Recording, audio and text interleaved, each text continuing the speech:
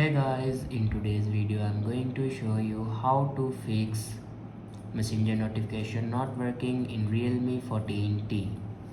So let's start the video. First of all, open settings. In settings, scroll down and here you can see the option apps. Now click on apps and then click on app management. Now scroll down and here you can see the messenger app. Now click on messenger app and then click on storage usage. Now here you can clear the cache memory of messenger app. After clear the cache memory, then go back and click on sound and vibration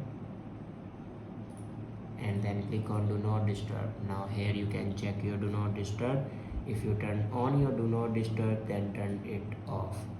After turn off your do not disturb, then go back and click on notification